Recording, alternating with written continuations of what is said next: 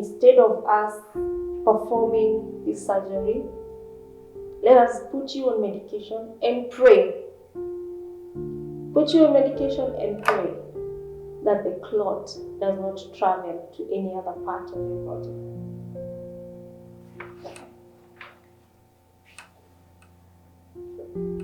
It was a relief to know that at least we know what I was suffering from. I had a clot in my brain. That is why I was losing memory. That is why I had, the stroke. And the stroke had affected a bit. And I'll come back to that later. But yeah, at least now we know what the problem is. And now I have to be put on medication. I was put on warfarin, I was put on all those, blood thinners and all, and painkillers, lots and lots of medication. But the medication was very expensive. Yeah, very expensive, but I had to go through that. And I had to come back to the hospital every 2 weeks for a scan. For now, an MRI scan to determine whether the clot was reducing. The part where now I need to address is where was my faith during this period? I honestly, I don't know. I even praying, like when I was going through that pain, I don't know whether I was praying. The thing I was saying, I think, was, God, you know what? Even after all this, even through all this, I know you're up to something. And I know that you're not a liar. I will not die. Though I screamed the day that I was getting that stroke and asked God, really? Like, really? You want me to die this young? You want me to become a cabbage this young? You want my children to see their mother, go through this? My kids are young. How can you let this happen to me? I really questioned God that day. I cried and said, no, I am not going to live on a wheelchair. I'm not going to get a stroke. I'm not going to lose the half side, the left side of my body. I'm not going to lose that. God, this is not going to happen. I really cried and questioned God that day. But later on, even through the process, what I was going through was, maybe I'm being punished. And at the end of it all, this is what I kept saying to myself, that God was actually punishing me for something that I did wrong. And I could not understand how Jesus can be punished for my iniquity and my sin, including the sins of my fathers, and God allowed me to go through this. That is the big question that I kept asking myself, that why would God allow me to go through this? Why is God punishing me? What is that sin that I did that Jesus did not pay for? Is this really salvation? Why was I saved only to come and go through this kind of sickness? This is so much pain. Why am I going through all this pain? These are the questions that I kept asking myself. But at the end of it all, I would rule out by saying, I know you're up to something. I know I'm not going to die. However it is, however this ends, I am not dying.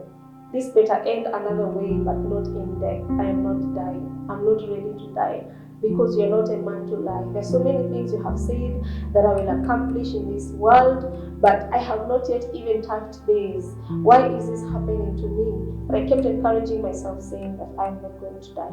I am not going to die. So the night we got the report, the doctor explained to us, my mom was there, I think my sisters as well, that they feel that the clot would disintegrate with blood thinners. I'm sure some of you who are watching will be familiar with blood thinners. So he said we will only need to pray, to just pray that the disintegrating clots do not travel to any other part of my body. And now through the healing process, that is what, that is where the fear was, though the headaches were still there. But I was able to be mobile. I was able to leave the house. I was able to go back to work. But even at work, I was not able to express myself. My thinking capacity was very low, extremely low. Being a manager, it was not easy for me to solve a problem. Present me the problem, I look at it and like, this is so complicated. It's like a class 2 student being asked a class 8 questions. Like, what are you talking about? The guest did what? Why? Like, why? Why would he not like that chicken? It's chicken. Like I couldn't comprehend problems or challenges that were presented to me. It was so complicated for me. So I began losing my, how you lose your authority? Can I say authority? Not authority per se, but you see, you're present as a problem solver, but you cannot solve the problem because you have a problem that you're unable to solve yourself. Like now the medication, I'm undergoing medication, sometimes they make me sleepy, sometimes I don't want anybody to talk to me, but I'm on duty and it's my job to be talked to, it's my job to answer to questions, it's my job to solve problems and resolve issues, but I'm unable to though I'm on duty. So it was very complicated for me. And sometimes being in the hotel industry, you find that sometimes you have entertainment going on, maybe it's the weekend and you bring in a band. These were the worst days for me when we had bands. They were the worst days because I could not hack it. I could not do it. It was too noisy for me. It was too noisy, extremely noisy for me. And when I hear noise, the headaches are intensified. That is what used to happen. More noise I hear, the more light I face. Like if I'm outside in a very bright place, if it's too hot, the headaches intensify. If it's too noisy, they intensify. If I'm presented with a complex situation, I feel like this is it, like giving up, because it becomes so difficult because I cannot trace these words. I do not understand how this is a problem. I don't understand where you're even coming from. I don't get anything. Nothing. It's like I was a child being presented by these issues. So I continued on, and because I had been on medical leave for a while, I had to continue working. I had to continue trying to work because I had bills to pay.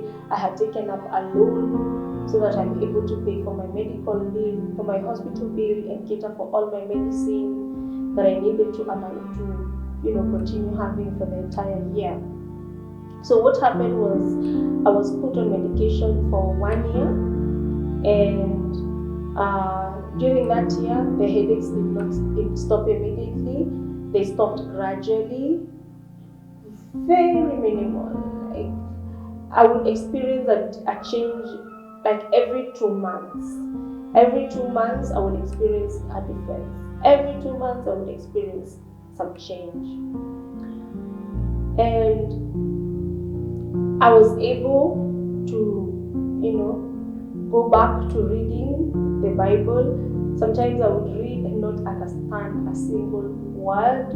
And during my visits, because I used to visit the doctor every 2 weeks, I asked him, when will this return? What am I supposed to do about my comprehension? What am I supposed to do about my speaking? Because even speaking was also a problem. I was unable to fully express myself. I would want to say something and it would take me a long time to find a specific word. Yeah. I would know in my head, I would have the knowledge of what I want to say, I would have the image in my head, but I had absolutely no idea of how to construct a statement to explain what I want to say. So I asked the doctor and he told me, you need to read novels, watch movies, because there's nothing I could do because of when I had the stroke, and some damage was done onto my brain and I had lost, and because the cloth was located where my memory is stored, he said that the stroke caused some memory loss, and there was nothing we could do apart from me starting to learn new words again, as though I had never known them, because that is what happened. So I had to, start watching movies, start reading novels, so as to learn new words. I don't want to confess this, but I get there sometimes. I want to say something, but I am unable to. I'm unable to express myself. And my personality does not make this better, because I'm not a talkative person. And I think if I was talkative, maybe it would make a difference, because I would continually practice. But I keep things to myself. I don't like talking too much. Anyway, it's beside the point. So I started reading novels, yes, watching movies, and that's how I started gaining courage to even speak, gaining my position back even at work as the manager. And I thank God that through the process I had people who were standing with me in prayers. There's this one friend, she knew when we had a band that Anne would have a hard time, so she would come to hang out. And while still on duty, when the band starts, she would come, and sometimes we would take a walk, sometimes maybe outside the gate or at the rooftop, just pray and just get out of the noise, because it was too much. And I thank God for her, because she really walked with me and encouraged me and stood with me in prayers, and also supporting me morally. And I'm grateful, and I pray that God rewards her generously for being there for me. My family was also there for me. My mom stopped working because of that. She came and started staying with me. She helped look after my kids. I remember the night I cried when I was getting the stroke. Kate was home from holiday. I think she was on break or something from school, and she was there. She also prayed for me. My son, Jerome, he was there. I remember how he wiped my tears. I think he was about 2 years old, but he wiped my tears, saying, Mom, don't worry, this will be okay, everything will be okay. But he was very young to even know how to say those words. But I'm grateful to God that I had him, and that he was there for me even that time. Everybody was there, even when I had a fundraising, because I had to do a fundraising for my medication, and because of the bills.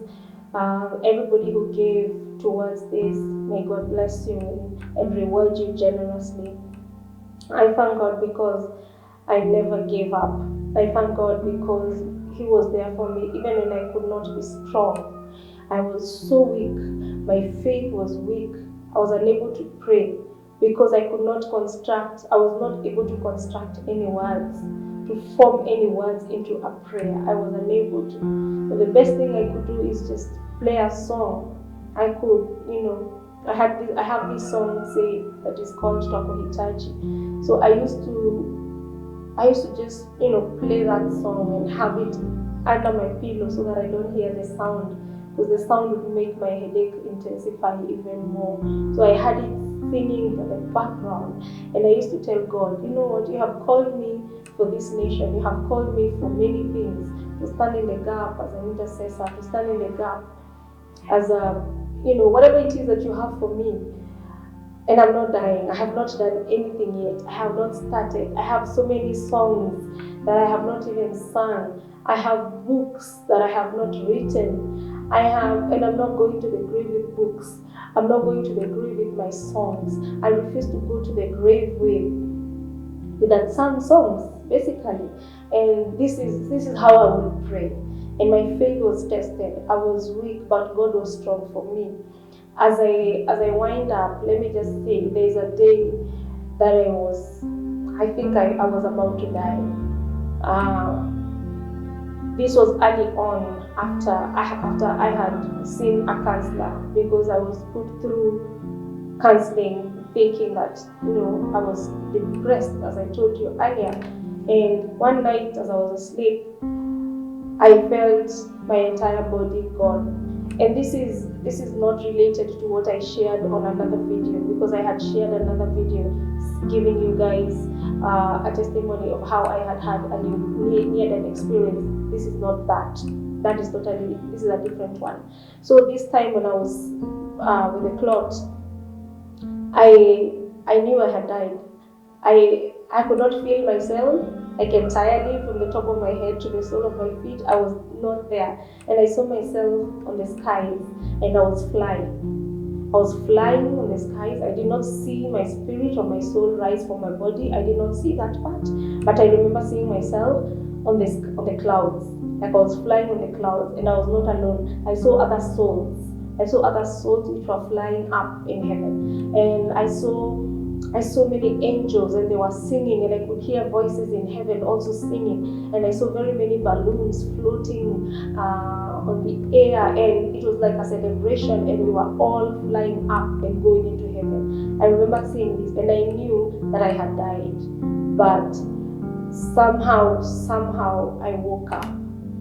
Yeah, and I knew that God has given me another chance, and God has given me so many chances to live. And I know there's a great call and a great ministry up in my life.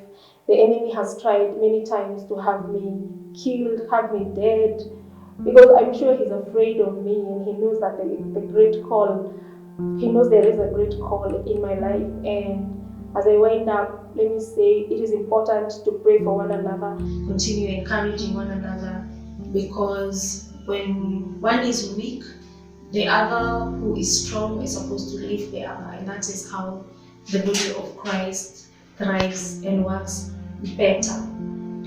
I was finally cleared from the clot after exactly 12 months, and this is where the testimony lies, that the clot did not travel to any other part of my body. It was able to disintegrate and stay. I don't know where it stayed, but the disintegrated parts traveled within the blood. I don't know what to say, but we did not get any complications. I continued on with my medication for 1 year.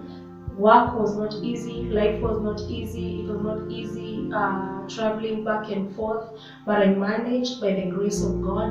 And at the end of it all, after exactly 1 year, I went back through my routine checkup. I got into the scan, they checked me, and the report came back saying I was normal. My brain had completely healed. The part of the brain that had gotten the stroke had healed. It had been restored. The clot was nowhere to be found, and the artery where the clot was back to normal. So I was given a clean bill of health, and I was asked to go back and stop the medication gradually. I could not stop them immediately because my body had been used to it. So I continued on with medication for about a month, but gradually I started stopping. My head did not get back to normal immediately. I could still feel something on my brain. I could still feel some kind of sensations. Sometimes I would feel a bit of confusion, a bit of inability to construct statements, as I'm telling you. This has happened gradually. It has been a gradual healing because of the intensity of what had happened. Something I forgot to mention, I just mentioned briefly as I leave you, is that the night we found the clot, that the doctor told me that there was a crack, it was about to rupture. And so if we had not found the clot on that night, that would have been it for me. It would have ruptured on my brain. It would have caused so much damage. I would have become a cabbage, and maybe die within a few hours. But I thank God because we found the clot at the right time, that I was put on medication at the right hour. I was at the hospital at the right hour. So no matter what life presents you, everything happens at the right time. God comes in at the 11th hour. That was my 11th hour. If I would have waited to go to the hospital the following day, maybe I would have been taken to the mortuary. It would have been the end for me. But I thank God I am here. I am talking to you. I am a living testimony that there is no situation that is permanent. No matter how bad it looks, God is faithful and just. And keep on holding on to the promise that He has for you. Whatever He has promised you, He is faithful and just. I have not yet sung the songs that I know I will sing. I have not yet written the books I know that I will write. I have not yet preached the messages that I know I will preach, but I know I am on my way there. And though it tarries, it shall come to pass. Though I'm not living it right now, I am well, I am whole, I am not sick, I am clot free, I am headache free. I cannot even remember the last time I had a headache. I am okay, I am whole. And so if you're going through any complication, just keep hope alive. Keep hope alive. Even if you cannot pray, you don't know what to pray, just remind God of His promises. Remind God of His promises. And hey, God is not punishing you. God is not like that. He's not punishing you. He was not punishing me for anything that I had done. I was just sick, but He healed me. And it is one of the reasons why Jesus died. If sickness was not something that would come even after salvation, Jesus wouldn't have wasted His skin. He wouldn't have wasted, that pain. So Jesus will not waste His pain. He was not beaten all those slashes for nothing. When you're going through pain, when you're going through sickness, infirmity, whatever it is, just remind Jesus, remind God of the sacrifice that He gave for your healing. Receive your healing and be whole in Jesus' name.